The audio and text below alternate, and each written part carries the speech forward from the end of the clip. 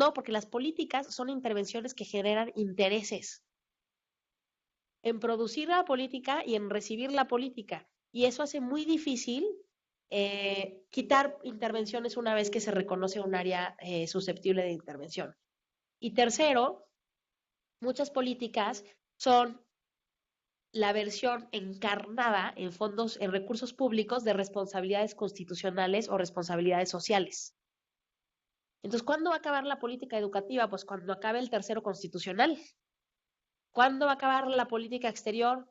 Pues cuando acabe el sistema internacional anárquico que requiere de la representación eh, del Estado como si fuera una figura unitaria, etcétera, etcétera, ¿no? Entonces, hay muchas razones por las que en la vida real las políticas no son una respuesta mágica que responde a un problema, no son como el insecticida, ¿no? Que llegas y ya le disparas y se acabó el problema, se murió el bicho, ¿no?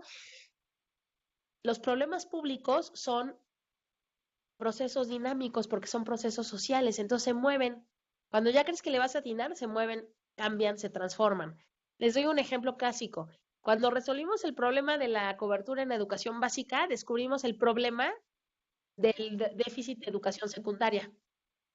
Cuando descubrimos el problema, ¿no? Cuando resolvimos el problema de las enfermedades infecciosas, descubrimos el de las crónicas degenerativas, que México tiene el problema que tiene las dos, tenemos enfermedades de primer mundo y de tercer mundo, ¿no? Tenemos las enfermedades de África subsahariana y tenemos enfermedades crónico-degenerativas.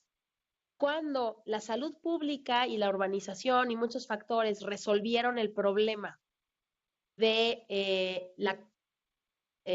bueno, no resolvieron el problema, promovieron la ampliación de la esperanza de vida en México, también nos generaron el problema de que hicieron tronar el sistema de pensiones, porque el sistema de pensiones estaba diseñado para que las personas tuvieran no tuvieran, tuvieran un ciclo laboral estable, formal, y se murieran como a los 2 años de jubilarse.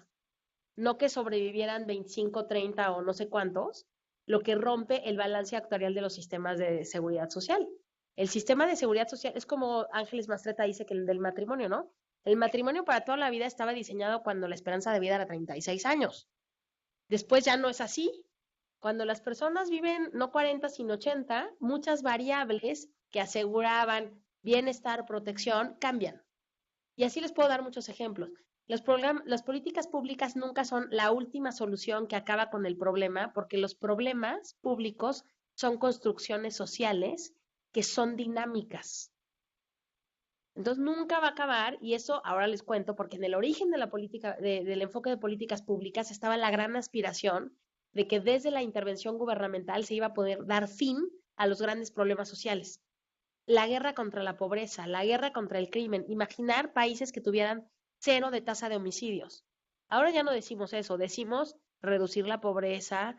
Sabemos que hay una tasa de homicidios ahí X, la tasa de empleo pleno es una tasa de desempleo. Nadie está diciendo que se va a acabar para siempre, ¿no? La erradicación de la... No, hablamos de atenuar, de reducir, porque cada vez más se reconoce que las políticas públicas atienden y gestionan los problemas, pero no necesariamente los resuelven. Ojo, eso no quiere decir que no importa si funcionan o no. Lo que quiere decir es que se ha renunciado a la aspiración ilustrada, o sea, de la ilustración, de que desde la política pública podíamos darle fin a los problemas sociales. No, no los puedes dar fin, los puedes gestionar, los puedes atender, pero dar fin así como exterminar la pobreza, exterminar el conflicto, exterminar, eso es algo a lo que ya se ha renunciado, en particular después de muchas décadas de evaluación. Peter Rossi, uno de los clásicos también en la Academia Norteamericana en Evaluación, decía que el efecto esperado de cualquier programa medianamente complejo era cero. Y el efecto esperado en términos estadísticos. O sea, Peter Rossi, después de pasarse 25 años evaluando toda clase de programas, se dio cuenta que en promedio ninguno funcionaba. ¿Por qué? Porque un programa medianamente complejo suele responder a un problema mayormente complejo. Entonces siempre hay como un rezago de la respuesta pública frente a la complejidad del desafío social, llámese como se llame. Tecnología, inversión, salud, pobreza, inclusión social, educación financiera, desarrollo sustentable, adopción de tecnologías, lo que cualquier objetivos de estos son siempre más complejos que el catálogo de soluciones que tenemos. Y en ese sentido siempre hay como un rezago. Por eso es muy importante tratar de hacer el catch-up eh, evaluando. Aparte del rezago también, como lo entiendo, con la información con la que haces un diagnóstico, pues a lo mejor pues, estás diagnosticando este momento y en el momento en el que estás implementando a lo mejor ya es un año después y ya no, ¿no? Lo que estás haciendo ahorita pues servía para lo que diagnosticaste, más no lo que estás haciendo ahorita. Exactamente, tenemos que diagnosticar a trenes en movimiento y todo se hace al mismo tiempo. Y esa es una restricción enorme, ¿ok? Bueno, entonces, ojo, la evaluación no es transversal o vámonos todos a casa. No, segundo, la versión tradicional es que es el corte de caja al final, pero en realidad la evaluación es transversal, porque le preguntamos a una situación, ¿eres un problema público, sí o no? Eso ya es una evaluación, se llama evaluación de diagnóstico. Aquí hay un diagnóstico de un problema y todo el mundo dice, eso no es problema. No es problema porque, ¿por qué no es problema algo? Hay una deliberación. Esto no me parece un problema público. A lo mejor sí es un problema, pero no es algo que debería ser susceptible de atención gubernamental. Un problema público es una situación no deseada, susceptible de atención gubernamental. Y la pregunta es, ¿por qué algo es una situación no deseada? Y ahí tenemos referentes a valores públicos. O sea, ¿por qué nos importa la pobreza? ¿Por qué nos importa la exclusión? ¿Por qué nos importa la erosión del suelo? ¿Por qué nos preocupa la inflación? ¿Por qué nos preocupa lo que sea? Segundo, ¿qué hace que un asunto sea susceptible de intervención gubernamental? ¿Por qué si hay políticas de prevención social en salud y por qué no hay políticas de salud mental? ¿Por qué antes no había políticas para atender la violencia doméstica? Pues porque lo doméstico no era materia de política pública, los trapos sucios se lavaban en casa, ¿no? ¿Por qué surgen estos temas? Y esa es la parte política y histórica del origen de las políticas públicas, ¿ok? Entonces, ojo, una política pública es una respuesta sistemática del Estado frente a un problema público. Siguiente pregunta, ¿qué es un problema público? Un problema público es una situación no deseada o una oportunidad que se puede desaprovechar y que es susceptible de intervención gubernamental. Y entonces yo ya les estoy dibujando como un embudo. De todos los temas que hay unos que son problemas y otros que son condiciones. Los que son problemas los problematizamos, valga la redundancia. Y dentro de esos tenemos que definir qué es lo público y qué es lo privado. Siempre una definición de problema público lo que hace es delinear la frontera entre lo público y lo privado. No hay políticas públicas respecto a lo privado, aunque haya políticas públicas que defienden la privacidad. Son cosas diferentes, ¿ok? Segundo, ¿por qué este problema y no cualquier otro? Y yo el ejemplo que siempre doy es el de los videitos de la fecundación, ¿no? Hay muchos asuntos que están tratando de entrar a la agenda pública, que es el óvulo, y solo uno entra, o dos o tres, ¿no? O no sé cuál sea el máximo que puedes, ¿no? En la reproducción humana. ¿Qué genera ese proceso? Es un proceso político en el que se seleccionan asuntos que reciben atención gubernamental y otros que no. Por eso la entrada a la agenda es el primer periodo de tema. ¿Quién sabe cuál es el no problema más importante que tiene México? ¿Cuál es el no problema más importante? Pues no sabemos porque no está en la agenda. Es un pobre espermatozoide que trató de entrar a la agenda y no entró, por lo tanto se consideró un no problema. No existe, no está en nuestras preocupaciones. Los no problemas son problemas fallidos que no logran entrar a la agenda. En materia de agenda siempre se distingue la agenda pública, que es la del espacio público, de la agenda gubernamental o la agenda de políticas públicas, que ya es un subconjunto, es cosas que yo quiero hacer. Hay temas que están en la agenda pública y no están en la agenda de políticas públicas.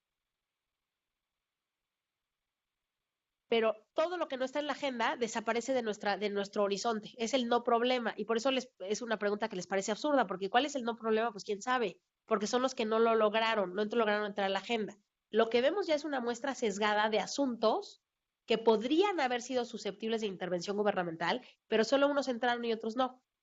Hay muchas teorías que explican cuáles entran y cuáles no. Puede ser la atención, los datos, la referencia a valores, los intereses, el lobby más poderoso, el cambio en las preferencias de los ciudadanos, muchas cosas. Pero si tienes que escoger entre dos problemas, si tienes espacio solo para un problema y tienes a 7 candidatos, solo uno va a entrar. ¿Cómo se resuelve ese problema? No lo sabemos. ¿Por qué? Porque la agenda está llena de asuntos exitosos en su inclusión en la agenda. Entonces no sabemos qué es lo que no llegó porque no llegó, justamente. ¿Ok? Ese es un proceso de selección. Ahora, sí, adelante. ¿Cómo salen de agenda? Porque pueden nunca resolverse y permanecer ahí. Entran y salen. Te voy a contestar con una afirmación medio cínica de algún teórico de políticas públicas que decía que la mejor forma de resolver un problema público es no planteándolo. O sea, lo que hacen en los sistemas políticos es contener la agenda. No, eso no es un problema. Ay, es que en México hay desapariciones forzadas. No, es que son unas personas que estaban en malos caminos, ¿no? Es que en México hay trata de personas. No, es prostitución irregular, pero es un problema laboral. Los sistemas políticos no tienen que tienen como déficit de atención porque tienen una capacidad limitada para responder a la demanda. Una vez que entra un problema en la agenda, es muy difícil que salga porque es muy difícil que se resuelva el tema. Lo que sucede es que va cambiando el significado y el referente del tema. ¿A qué me refiero? Los temas de seguridad nunca han salido desde que se fundó el Estado-Nación, cuya misión es proteger la seguridad. Pasamos de la seguridad nacional a la seguridad interna, a la seguridad estratégica, a la seguridad no sé qué. Pero el tema de seguridad es un tema que está en la agenda y implica responsabilidades públicas. El tema de la educación, el tema de la provisión de bienes y servicios básicos, infraestructura, servicios de salud, etcétera. Es muy difícil que eso salga. Ahora, ojo, podría salir. Las grandes transformaciones políticas del tamaño de la Revolución Francesa suponen una alteración radical de la agenda y lo que antes se consideraba relevante desaparece y entran nuevos temas. Pero esos son cambios paradigmáticos. Lo que sucede siempre son cambios incrementales, que va entrando y va saliendo. Incluso hay quienes estudian como portafolios de políticas públicas en función de diferentes países. Los países que tienen una tradición de estado de bienestar tienen un catálogo de responsabilidades sociales por el bienestar del individuo que es muy amplio. Suecia, Finlandia, Noruega. En Estados Unidos, el portafolio está anclado en la negación de la responsabilidad social del Estado. Entonces, las políticas públicas están diseñadas para proteger la libertad individual y para dar espacio para la libertad individual, pero no para socializar algunas responsabilidades. De hecho, no sé si ustedes saben que Estados Unidos es uno de los pocos países desarrollados, es decir, con nivel de ingreso per cápita suficientemente alto, que no tiene un sistema nacional de salud, ni un sistema público de salud, porque les parece ilegítimo obligar a las personas a pagar un seguro y de pasada pagarle el servicio de salud a otros si ellos no se enferman. Eso es la socialización del riesgo que implica cualquier seguro de salud, público o privado.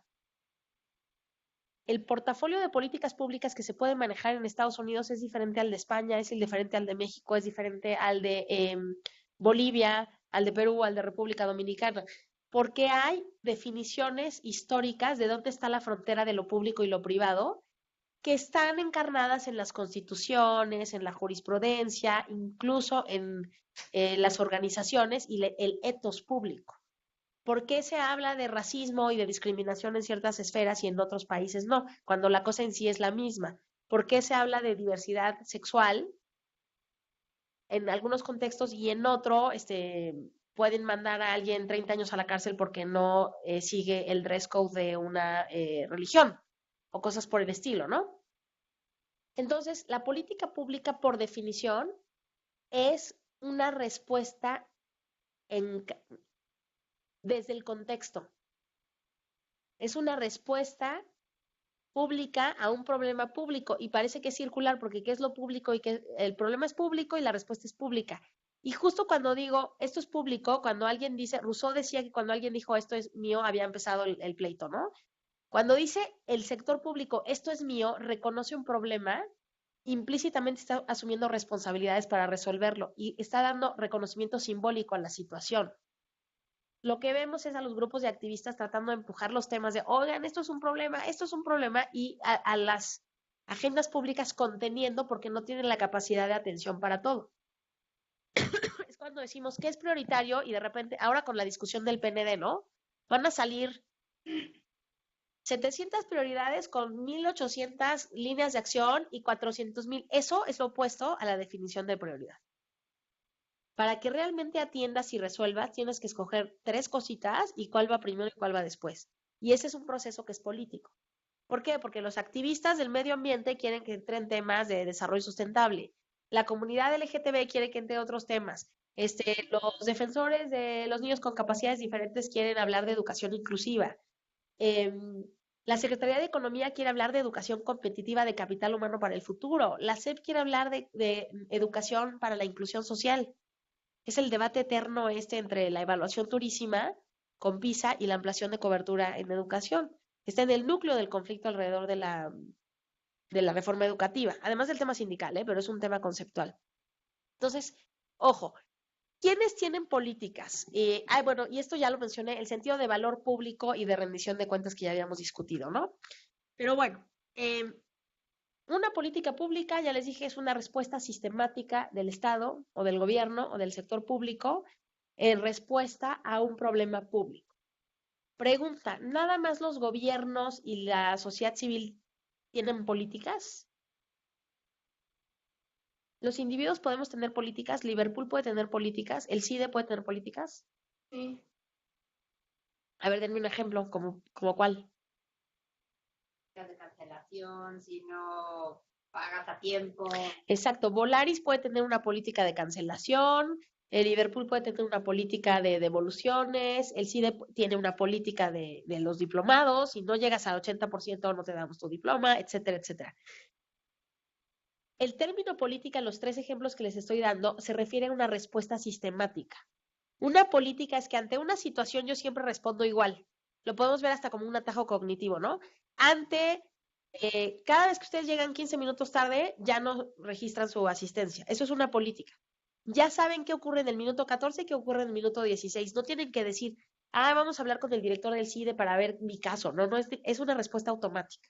¿Ok? Las políticas de contratación en igualdad de oportunidades, lo que están diciendo es que ante la opción van a privilegiar a minorías, a mujeres, a grupos normalmente subrepresentados en algún sector laboral. La política que se hizo famosa en Estados Unidos en la época de Clinton, que era cómo trataba el ejército el tema de la homosexualidad masculina, y había una política de no digas y no preguntes, porque nadie quería entrar al tema de fondo. Entonces, la política era don't ask, don't tell. Como política, el ejército va a fingir demencia frente a las preferencias sexuales y las personas van a fingir demencia respecto a su preferencia sexual en su contexto como miembros del ejército. Eso es una política. Puede haber una política de no discriminación por razones de raza, origen socioeconómico, sexo, preferencia política, sexual, lo que ustedes quieran. El término política se refiere a una respuesta sistemática. En inglés, la diferencia es muy clara porque el término política pública es policy y política a secas es politics. En español no tenemos tanto eso, pero la política pública la política se refiere a una respuesta sistemática, no a la grilla, no que quiero ser diputado, me voy a reelegir, no me voy a reelegir. ¿Qué es lo que hace a una política? Es decir, a una respuesta sistemática que sea pública. ¿Cuál es la diferencia entre la política de Liverpool y la política de Sanborns y la política de... ¿Los individuos pueden tener políticas? ¿Se les ocurre? ¿Ustedes tienen políticas de algo? Digo, no es como que las escriban y las pongan en la puerta de su oficina, pero ¿cómo qué? Cintia, ¿tienes una política? Pensando en cuál sería. No es lo que no te gusta. A ver, ¿cómo qué? O sea, por ejemplo, no es lo que no te gustaría que te hicieran. O sea, cualquier cosa que consideres que está mal, no la hagas. Bueno, es como un imperativo, una regla de decisión autoimpuesta. Exacto. Eso es como por ejemplo, Decir mentiras. ¿tu política es nunca decir mentiras? Y no me gustaría que ¿Y cómo va esa política? Hay estudios que dicen que todos mentimos cada 7 minutos o algo así, sin darnos cuenta. No, en serio, Hasta cosas, o sea, no la mentira así con alevosía. No mentir tanto. reconociendo que ante la posibilidad de decir una mentira piadosa, como decía mi abuela, y decir la verdad, tú tiendes a la verdad. Ante la duda, tiendes a revelar la verdad. Es como una regla de decisión o una disciplina que te impones y a veces la cumples perfecto y a veces no, pero esa es tu decisión. Políticas, ¿qué otras políticas pueden tener los individuos? Podría ser no tirar basura. Sí, o al revés, recogerla, ¿no? Que vas caminando y dices, a ver, es una respuesta sistemática. Tienes políticas de no, por ejemplo, yo tengo muchos amigos con niños chiquitos que nunca suben fotos de Facebook, de sus hijos a Facebook, por cuestiones de seguridad. Es la política, a ver, sí voy a subir la foto de la fiesta, sí voy a subir, pero la de los niños no, porque tienen derecho al olvido y porque es riesgoso y porque muchas cosas, ¿no? Puede ser, yo por ejemplo, yo tengo Twitter y tengo Facebook. Yo no acepto a mis alumnos en Facebook porque mi política es que mi red es muy privada. ¿Qué significa eso? Que no tengo que averiguar, o sea, solo si es como una regla, si eres mi alumno, no te acepto mi invitación en Facebook ni te invito a Facebook. Eh, Hay profesores que usan Facebook como parte de su estrategia de difusión y de socialización con los alumnos. Yo tengo colegas en el CIDE que suben los exámenes a Facebook, suben lecturas interesantes de la materia, hacen grupos, etcétera. Eso es una política. Las razones, la diferencia es que los privados podemos tener políticas sin darle explicaciones a nadie y los públicos tienen que fundar y motivar y justificar sus políticas.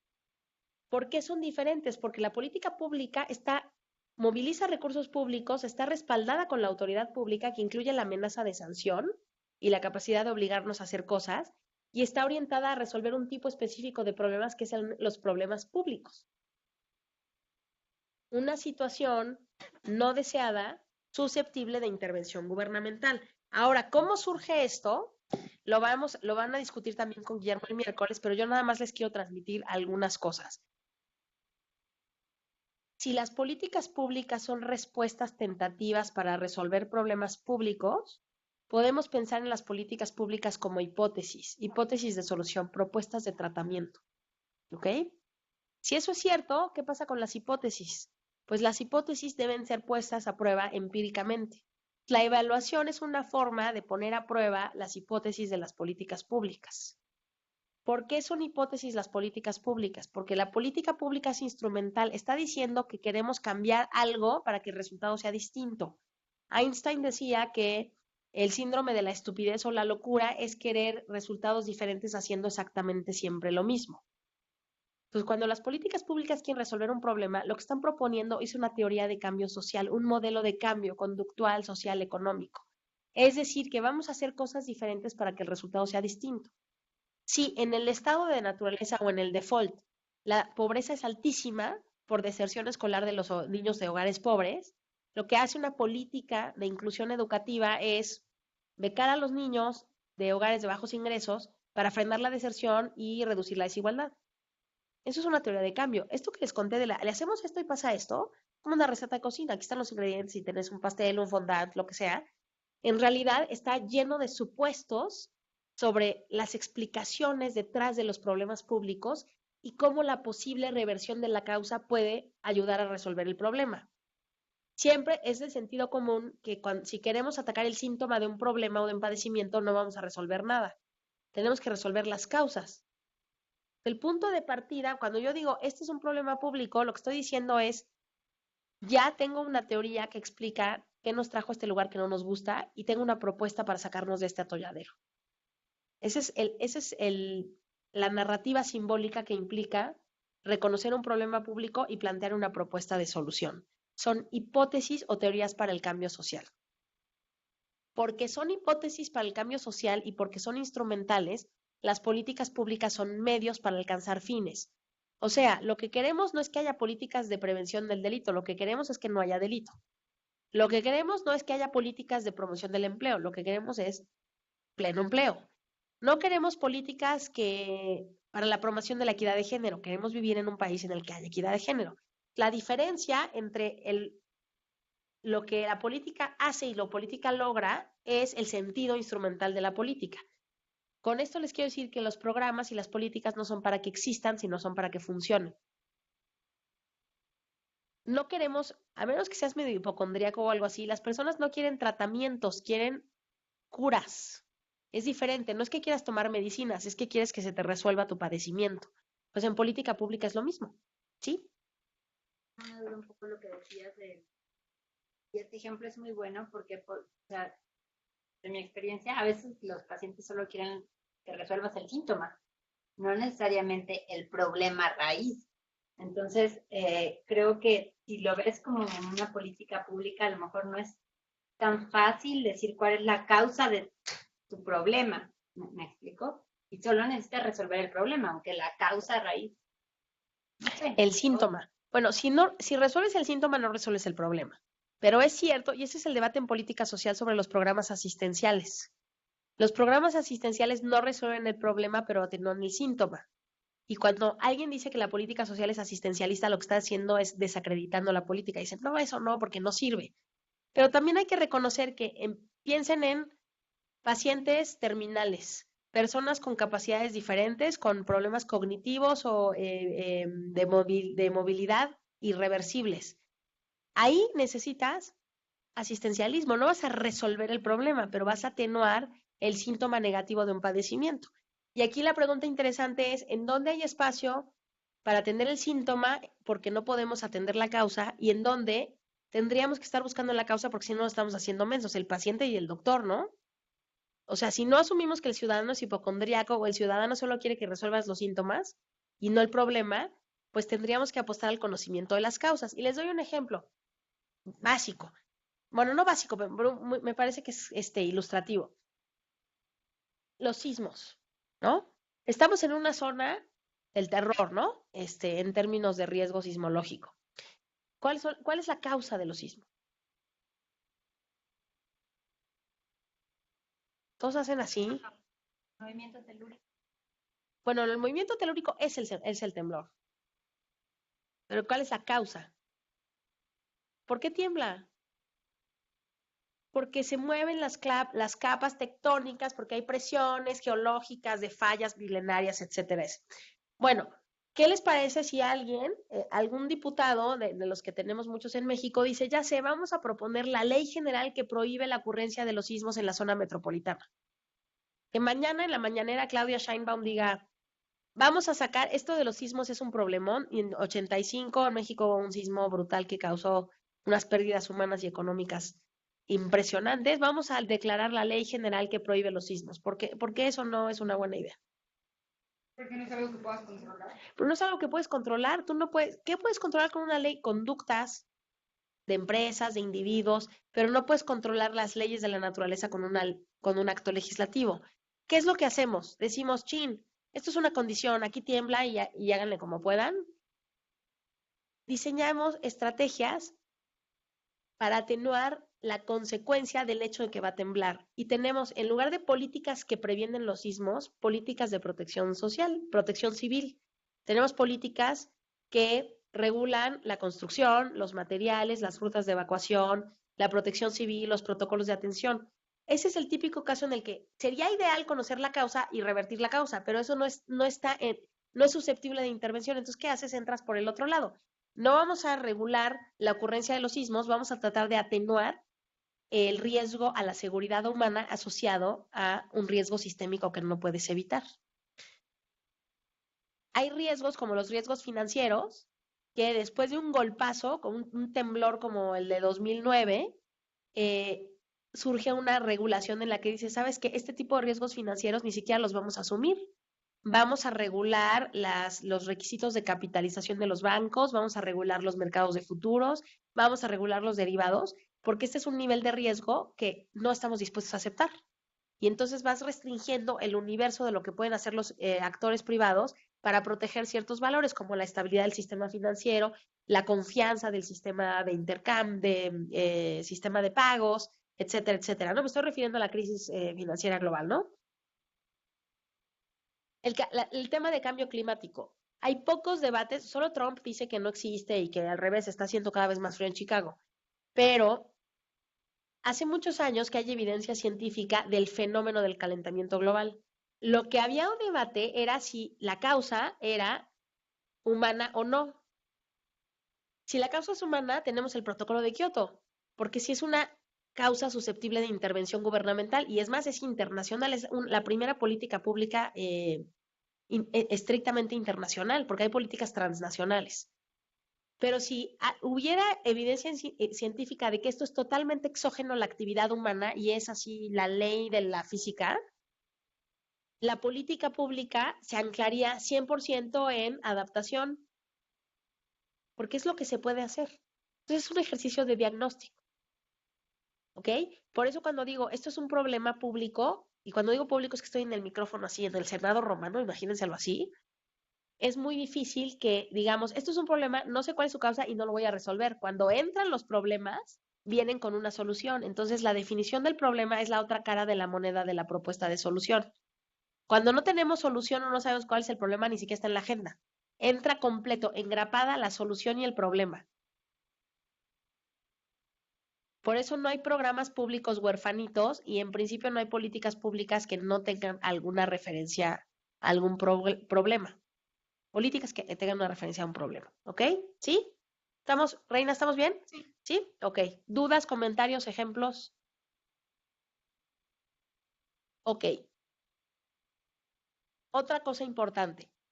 Un programa público es un como ladrillo en las políticas públicas, pero no todos los programas gubernamentales son política pública. La política pública se refiere a la respuesta sistemática más amplia y los programas y las estrategias son como los legos que están adentro de la política pública. La política educativa está en el tercero constitucional. El programa de desayunos escolares es un programa dentro de la política pública de la educación en México. En México, la política pública, la respuesta sistemática del Estado frente a la educación es una cosa que dice, es laica, es pública, es obligatoria y es gratuita. Esa es la decisión de política pública. Hay otros países en los que la educación es pública, es obligatoria y no es laica. Hay países en los que no hay educación pública, porque se considera adoctrinamiento, toda la educación es privada y no es obligatoria. La educación en México es un derecho y es una obligación. Entonces, ese nivel conceptual es la política pública. Cuando hablamos de política exterior, ahora este gobierno regresó a la doctrina Estrada, ¿no? Que es la idea de en política exterior, calladitos nos vemos más bonitos. Bueno, no es así, pero que la política exterior mexicana se rige por el principio de autodeterminación de los pueblos. ¿Qué significa eso? Que si Cuba tiene un mal gobierno, Venezuela tiene un mal gobierno, Perú tiene un mal gobierno, Panamá tiene un mal gobierno, pues mala tarde para los peruanos, para los panameños, para los cubanos, pero México no reconoce ni su derecho ni una responsabilidad de pronunciarse sobre asuntos internos de otros países. Esto, como ustedes saben, en México estaba perfectamente diseñado para proteger nuestra relación con Cuba y ejercer un poquito de contención frente a Estados Unidos, que obviamente Estados Unidos no cree en la libre autodeterminación de los pueblos, ¿no? Eso nos queda muy claro con la política exterior. Esa es una respuesta macro. Podemos hablar de firmar tratados de libre comercio, de las relaciones diplomáticas con Corea del Sur o Corea del Norte, pero la política tiene como principios generales. Entonces, ese tipo de respuesta sistemática que es como un gran brochazo. Gran brochazo. Los programas, las decisiones gubernamentales, las estrategias ya son aterrizajes muy puntuales de esa estrategia macro. Entonces, a pesar de que en el diplomado, y yo lo hago con mucha frecuencia, uso el término política pública como sinónimo de programa, no son lo mismo. Ahora, las herramientas que necesito para evaluar un programa son las mismas herramientas que necesito para evaluar una política pública. Pero es muy importante que que al programa de bacheo no le digan la política pública del país, porque es un tema como de orden, ¿no? De categoría. Las políticas públicas son grandes definiciones respecto a grandes asuntos y los programas públicos son componentes de esas políticas, como lo son las leyes. Las políticas públicas, como implican el ejercicio de fondos públicos, traen siempre un respaldo legal, pero no cualquier ley hace una política pública. Las políticas públicas traen leyes, pero no todas las leyes son políticas públicas. ¿Ok?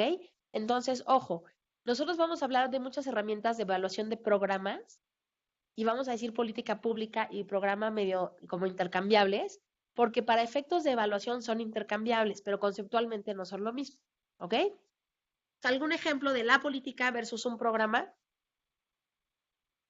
Ya les di el ejemplo de la política educativa. ¿De cuál otro?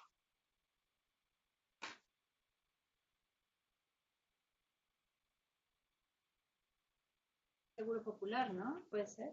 El Seguro Popular es un instrumento de la Política Nacional de Salud.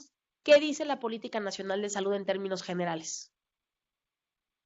Es hecho y Que la salud es un derecho, que es federal, no, que es estatal, ¿no?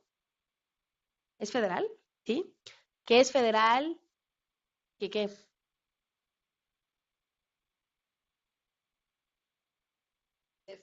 o sea, que es para todos.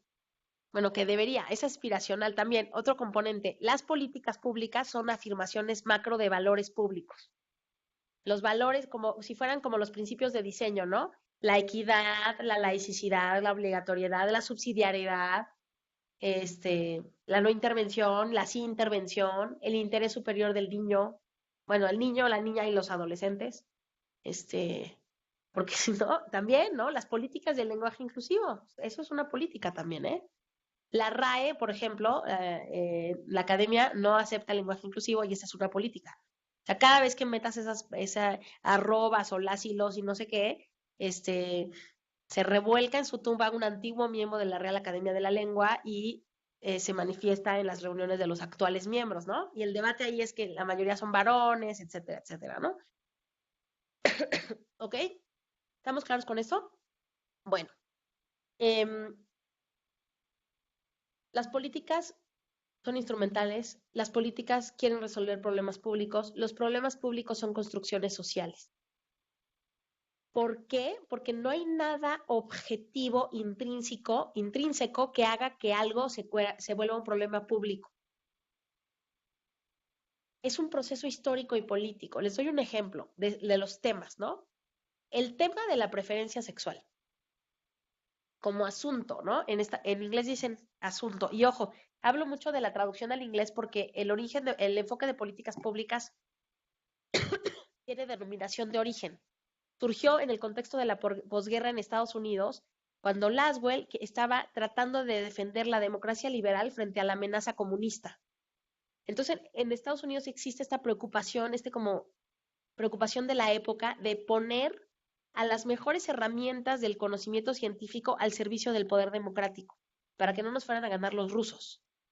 Ese es el origen del enfoque, por eso tiene que ver con la razón práctica. Y estaban contestando preguntas de inteligencia militar, a ver, ¿cuántas toneladas de trigo tengo que acumular en inventarios para sobrevivir un año en caso de que los rusos nos ataquen y haya una debacle nuclear? Esa pregunta requería interdisciplinariedad para contestarse. Necesitas al agrónomo, al actuario, al de logística de transporte, al que va a estimar el riego, al que va a hacer las estimaciones demográficas, al que va a decir cuántos kilos de trigo por año, pero por persona por año tendrías que estimar. Esa pregunta, por eso les decía que viene de la razón práctica. ¿Y qué pasa si necesito aumentar 25% mi capacidad terrestre en el ejército? ¿Qué tengo que hacer ahorita para en 2 años aumentar 20% la capacidad de despliegue territorial del ejército estadounidense? Esa es una pregunta que no te puede contestar un ingeniero solo. Tienes que saber cómo reclutar, cuánto dura la capacitación, cuántos sobreviven y qué implicaría mejorar en términos de recursos, de capacidad humana, etcétera, la presencia territorial del ejército. ¿Y qué es eso? ¿Qué es aumentar la presencia territorial? ¿Qué es eso? ¿De qué estás hablando? ¿Es un indicador tipo soldados per cápita o 3 soldados por kilómetro cuadrado? ¿Qué es eso? Esas preguntas son las preguntas que empiezan a contestar los del origen de políticas públicas. Yo hablo mucho de la denominación de origen porque esa preocupación, ese Zeitgeist, el término alemán de espíritu del tiempo, refleja muchas de las preocupaciones. ¿Por qué? Porque hay una amenaza inminente que te obliga a poner en acción el conocimiento científico para resolver preguntas puntuales. A ver, ¿cuántas toneladas de trigo hay que tener inmerta? Es una pregunta muy sencilla, pero es muy difícil de contestar bien. Y cometer errores de más menos 7 millones no se vale, ¿no? Segundo, el exilio europeo y el espíritu académico e intelectual en Estados Unidos de la posguerra viene de las experiencias totalitarias, viene de los experimentos del doctor Mengele, viene de la ciencia al servicio del nazismo y la ciencia al servicio de Mussolini. Entonces reconocen que es muy importante utilizar el método científico y el potencial que tiene la investigación científica, pero siempre al servicio del poder democrático. que hay límites éticos y políticos para el conocimiento científico y para la experimentación. Entonces, Laswell, el fundador de la ciencia de las políticas, porque es el primero que usa el término ciencia de las políticas, lo que busca es eso, poner al conocimiento científico al servicio del poder democrático. Por eso políticas públicas es un concepto que está engrapado a la pluralidad y está engrapado a la democracia, porque se supone que hay un espacio en el que discutimos qué es lo público, qué nos preocupa y qué vamos a hacer al respecto. Elecciones, deliberación, etcétera, etcétera. ¿Ok? Ahora, Laswell pensaba, lo que ya no pensamos ahora, que con la combinación de la expansión de la capacidad de informática y los avances en estadística, lo único que necesitábamos era tener más y más y más datos para resolver todos los problemas. O sea, pensaba que lo que nos impedía resolver el problema era sistematizar la información. Y como también con la posguerra coincidieron los grandes avances en informática, el Centro de Estudios Estratégicos de MIT, el Centro de Estudios Avanzados de Princeton, todos estos institutos, esta generación pensaba que efectivamente íbamos a llegar a un nivel en el que con el uso de la estadística y la informática íbamos a poder resolver cualquier problema, que era como resolver un sistema de ecuaciones muy complejas, pero que sí tenía solución. A partir de los años 70, con la crisis de los estados de bienestar y la crisis de las políticas progresistas, empezamos a darnos cuenta que los países se pueden volver más ricos, más urbanos y más modernos, y de todas maneras tienen unos problemones. No se acaba el hambre, no se acaba la guerra, no se acaba la exclusión, y que lo que se necesita es gestionar y atender problemas que se van a ir modificando y que nunca se van a acabar para siempre. Eso ya es como una crisis posmoderna de la última cuarto del siglo pasado, que influye mucho en el debate de políticas públicas, porque antes se estaba buscando como el producto milagro, el antídoto perfecto que iba a evitar que esto ocurriera.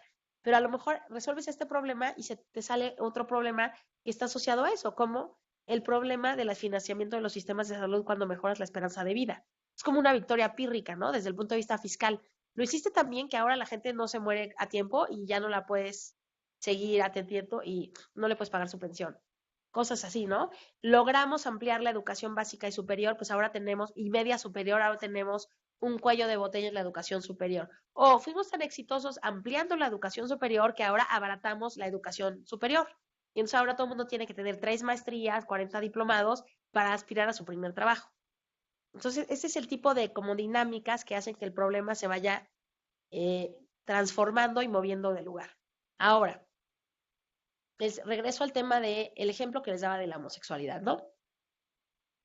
Los griegos pensaban que la homosexualidad masculina era la forma suprema de amor y de vínculo amistoso e intelectual, porque los griegos pensaban que las mujeres éramos como vacas.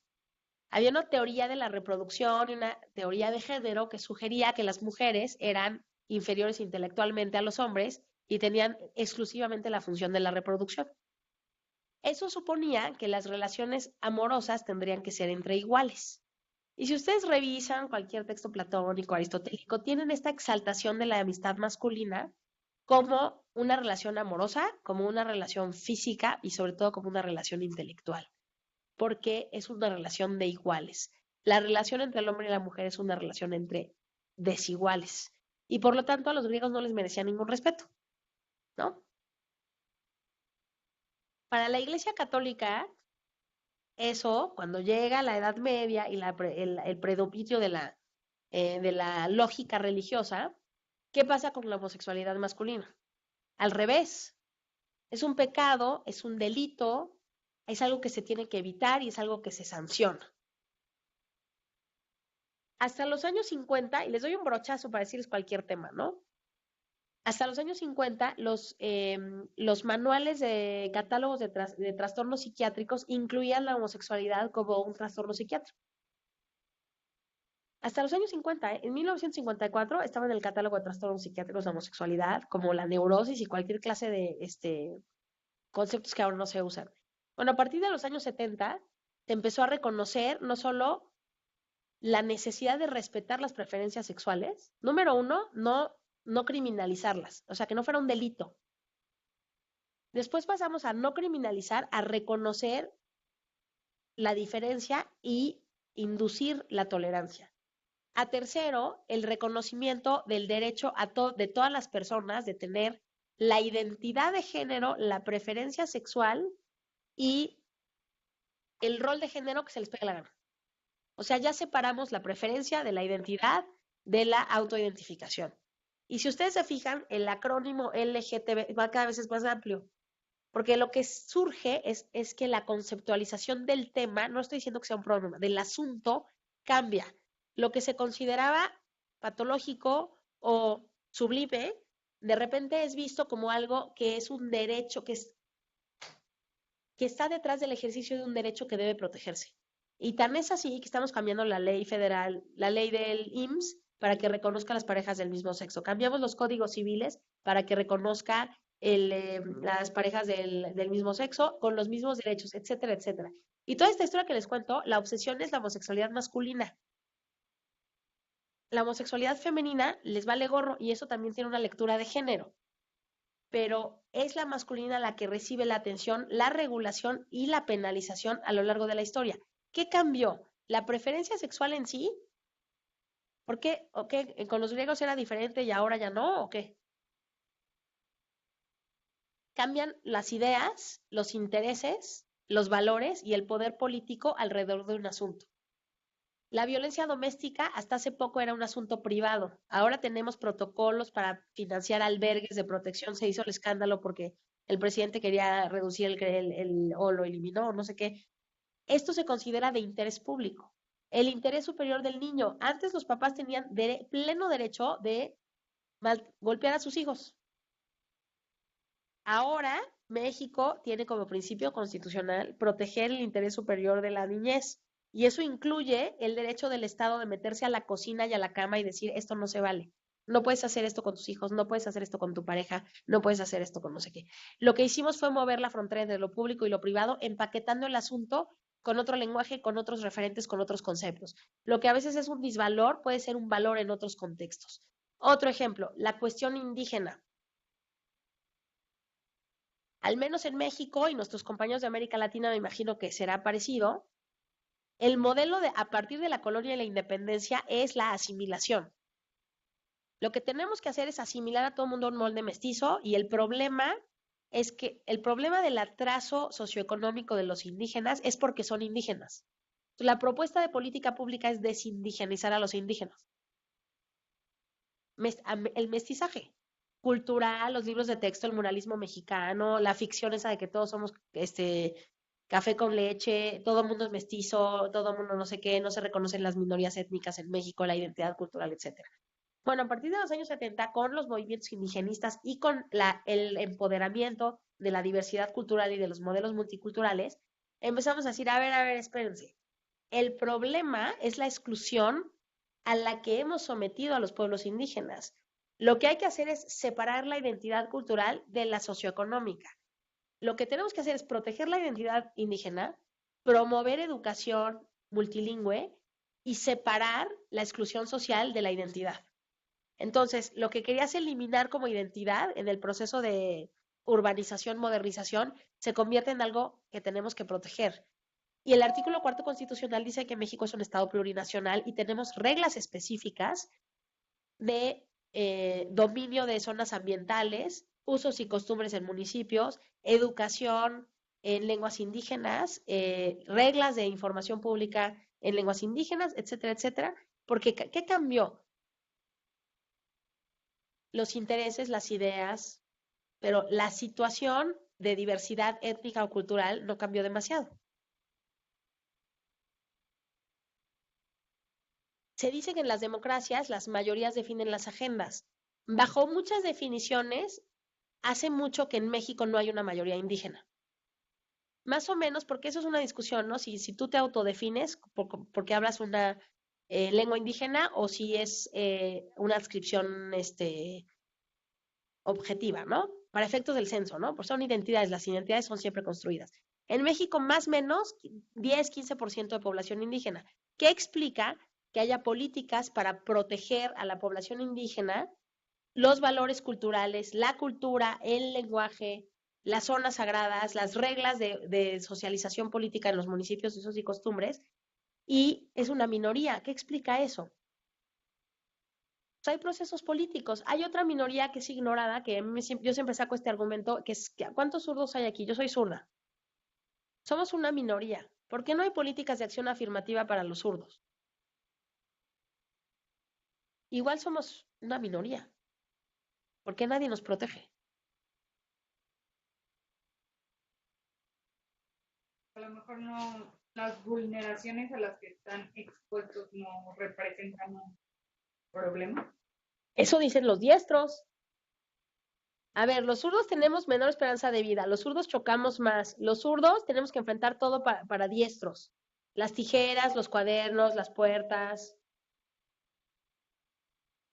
Es una exclusión sistemática. Y ustedes medio se ríen y suena como, ¿por qué? Porque la realidad es que la respuesta es que no nos hemos movilizado como zurdos y no hemos empaquetado un problema que asocia esa situación no meritocrática a una desventaja sistemática. ¿Por qué tenemos políticas de acción afirmativa para minorías étnicas, pero no tenemos políticas de acción afirmativa para minorías como, por ejemplo, los multimillonarios? No, porque es una minoría, ¿no? Hay que protegerlos de la extinción. Hay que hacer sistemas fiscales que protegen al millonario, que es una minoría que a lo mejor se puede acabar. ¿Por qué esas cosas suenan raras? Porque la articulación de esta persona, este grupo, este tema merece atención, requiere de una narrativa conceptual y política que justifica que nos importe. Si nos importa la pobreza, si nos importa la violencia doméstica, si nos preocupa la discriminación, pero hay un chorro de temas que son problemáticos que no nos preocupan porque no están empaquetados de manera que sean apropiados por la comunidad política. En muchos años no nos importó un pepino el medio ambiente. Un pepino nos importó. Ahora ya estamos en una discusión de que el tiempo se acaba, etcétera, etcétera, ¿no? Nadie en su sano juicio le hubiera preocupado usar popotes o un abrigo de mink o comer carne o no comer carne. Y estos temas están ahí y tan están así que ahora son temas de interés público. Y hay regulación al consumidor que obliga a los productores a revelar los contenidos de la comida para respetar creencias religiosas o éticas sobre la dieta. Desde la etiqueta kosher, la etiqueta libre de delfines o libre de atún, ¿o cómo es? No, al revés, el atún libre de delfín, el diamante libre de sangre, el no sé qué. Todas estas cosas son bastante sofisticadas y son el reflejo de intereses y valores públicos que han cambiado. Entonces, lo que les quiero transmitir es que el problema público, por definición, es una construcción social que tiene un tiempo y un momento. Y también por eso los problemas públicos no tienen solución final, porque son construcciones sociales que reflejan procesos dinámicos. Rittel y Weber, que también los van a discutir en el diplomado, decían que todos los problemas públicos son problemas que llamaban wicked. Ya cerramos enseguida, ¿eh? Son problemas como perversos o problemas como de difícil solución. ¿Por qué? Porque un problema público nunca es una pregunta que tiene una única respuesta. Si yo les doy un sistema de ecuación, de 3 ecuaciones con 2 incógnitas, y les digo, dime qué es X, lo pueden resolver. Si yo les pregunto, ¿a cuántos grados hierve el agua al nivel del mar? ¿Cuál es la respuesta? ¿A cuántos grados hierve el agua al nivel del mar? No, 100 grados centígrados. Al nivel del mar, si tú llevas H2O a 100 grados centígrados, va a empezar el proceso de ebullición. Eso es una pregunta puntual. Si yo les digo, ¿cómo frenamos la exclusión social en México? No hay una única respuesta, por eso el tema es un asunto, es perverso en el sentido de que haya ambigüedad y la pregunta no tiene una respuesta obvia. Hay muchas formas. ¿Cómo resolvemos el problema de la pobreza? Mira, una opción es meter a todos los pobres a cambios de concentración y matarlos. Es una opción, ¿no? Ah, no, damos transferencias en efectivo a todo Dios. Esa es una respuesta. No, es que tienes que dar opciones de trabajo para que la gente salga ponga un negocio y sea millonaria y no sé qué. Esa es otra respuesta. ¿Qué hay detrás de esas respuestas? Hay visiones del mundo, valores y prescripciones de política pública. Es nuestra idea de cómo debería de ser. Si le preguntas al libertario cómo se resuelve el tema de la pobreza, pues dejando que los pobres se la pasen muy mal para que tengan incentivos para salir de su condición. Si tú le preguntas a un socialdemócrata qué hacemos, no, es que la pobreza ni siquiera tiene que existir. Todos los ciudadanos deben tener el derecho a un ingreso para una vida digna, con independencia de si trabajan o no, el ingreso mínimo ciudadano. Si le preguntas a un socialdemócrata, le dice, bueno, tampoco podemos garantizar todo, pero sí hay que tener algunos incentivos, algunos protección para los que se caen de la lotería económica, para los que pierden su empleo, para los que pierden su salud, para los que pierden la capacidad de trabajar, etcétera, etcétera. Y podemos preguntar a muchas perspectivas cuál es la mejor forma de solucionar un problema. Como los problemas públicos son representaciones, las representaciones son polisémicas, se prestan a diferentes interpretaciones y por lo tanto nos pueden llevar a diferentes opciones para resolverlo. Y ese proceso es un proceso que al mismo tiempo es técnico, político y moral. Porque cuando digo que sí se vale que solo la economía formal tenga acceso a la seguridad social, estoy diciendo que, no me que voy a excluir a la economía informal. Cuando digo que sí se vale que las personas se casen con personas del mismo sexo, pero no antes de los 18 años, estoy definiendo qué valores estoy promoviendo y qué modelo de libertad individual estoy promoviendo. Cuando digo que se vale o no se vale interrumpir legalmente el embarazo, estoy tomando una decisión técnica, estoy tomando una decisión política y también estoy tomando una decisión moral. Por eso esto es fascinante y complicado. ¿Ok? Tan, tan. Ya nos vamos, ya acabó, tranquilos. Entonces, lo que vamos a hacer es, el próximo miércoles van a tener la clase sobre el proceso de políticas públicas. Yo nada más les traje una platicadita de algunas nociones básicas. Lo que van a hacer con el doctor Cejudo es entrar ya a los conceptos clásicos, básicos, en el que distingues las políticas de las políticas públicas, por qué surgen las políticas públicas, por qué hay políticas públicas, cómo cambian las políticas públicas y para qué nos sirve esta ficción analítica de lo que en realidad es un tren en movimiento. Las políticas se están diseñando, implementando, evaluando y rediseñando y reevaluando todo el tiempo, porque los problemas públicos ni se crean ni se pierden, solo se transforman, son como la energía. Y eso supone procesos dinámicos que son históricos y que dependen mucho del contexto. Y ojo, cuando digo contexto no quiero decir que todo es una representación intersubjetiva. No, también cambia la tecnología y cambia la información, lo que sabemos de las cosas. No es solo un cambio en las ideas, también es un cambio en los hechos que conocemos.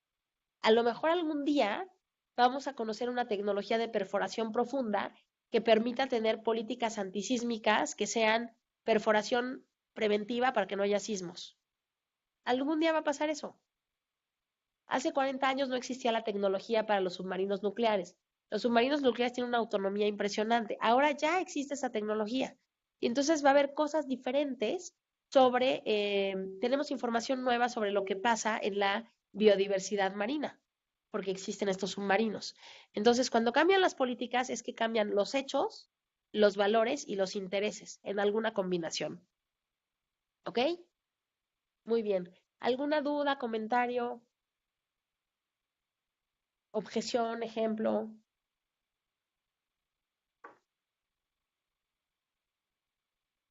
¿No? Bueno, eso parece que los mareé. Acuérdense que es muy importante que esto sea interactivo, que sea dialógico. Y bueno, esta vez fue la primera sesión, los mareé un poco, pero siempre los invito a que participen activamente para que podamos aprender más cosas juntos. Y pues ahí nuestros compañeros creo que ya se fueron a dormir. No los veo por ahí.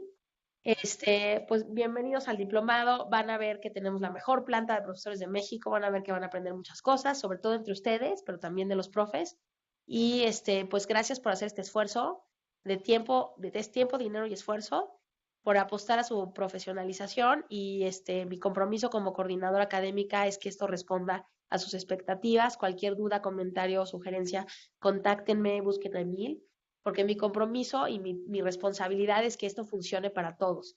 Ustedes son un grupo heterogéneo que por definición va a ser muy rico en la discusión, pero que también va a haber algunos temas en los que algunos sufran un poco y a otros se aburren. Lo que tratamos de hacer es ir calibrando a las características del grupo la forma en la que se exponen algunos temas. A mí no me preocupa que tengamos que agregar una sesión de evaluación de impacto si las cosas no quedaron claros. Y no me preocupa que a la mitad me digan, ya no queremos ver este tema porque ya lo vimos con este. Vamos a hacer esos ajustes en la medida en que podamos acompañar su proceso de aprendizaje. Esto es el catálogo básico de lo que vamos a hacer. Pero si hay una sesión muy mala, me avisan y hacemos algo para corregir. Si hay un tema en el que es muy importante profundizar, vemos la opción de traer algún ponente específico para este tema o al menos de facilitar en la plataforma material para irlo tocando. Entonces, un poco el compromiso es que estamos para que ustedes alcancen sus objetivos individuales de capacitación en el marco de un grupo heterogéneo y también para ir ajustando, haciendo los ajustes que amerita el grupo, porque de esto se trata. Entonces, por favor, siéntanse en entera libertad de platicar conmigo cualquier cosa que consideren que se atora, que no quedó clara, etcétera.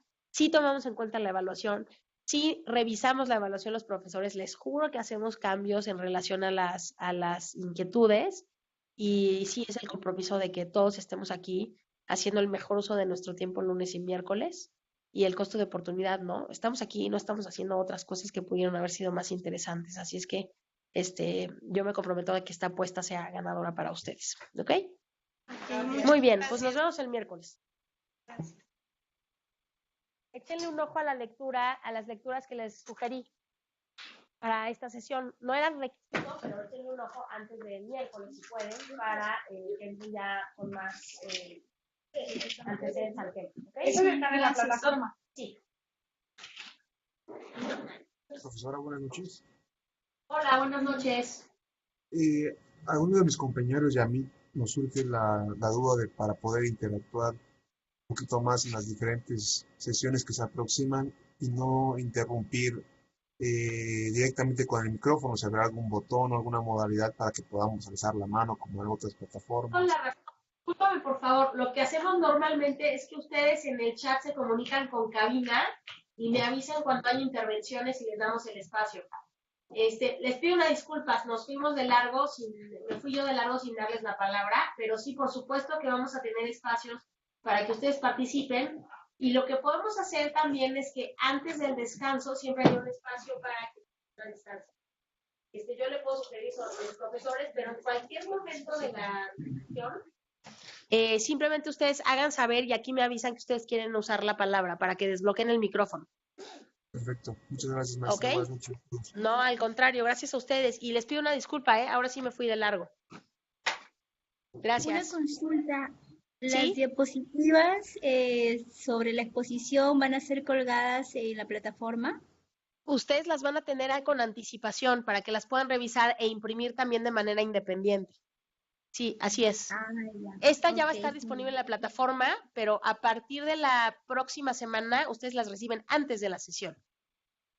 O sea, para la sesión 2, por ejemplo, veo que hay algunos PDFs. Eso es para leerlo antes de que empiece la sesión, como una introducción. Las lecturas son recomendables antes de la sesión y les hemos pedido a los profesores que incluyan la presentación antes de su sesión.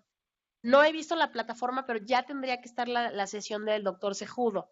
En caso que no sea así, avísenos por favor, porque el compromiso, especialmente con ustedes, es que tengan acceso a las presentaciones desde antes para que puedan seguir la presentación y ver el PowerPoint de manera independiente.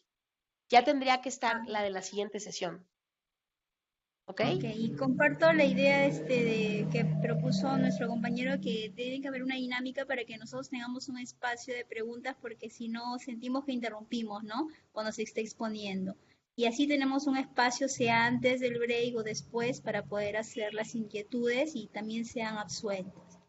Ok, está perfecto, pero les reitero que tanto aquí como allá, nunca sientan que interrumpen. O sea, es importante que interrumpan las exposiciones con dudas, no hay problema. Y si alguien interrumpe demasiado, los profes los van a callar, no se preocupen por eso. Pero sí, no quiero de ninguna manera inhibir la participación, ¿ok? Ok, gracias, buenas noches. Gracias, buenas noches.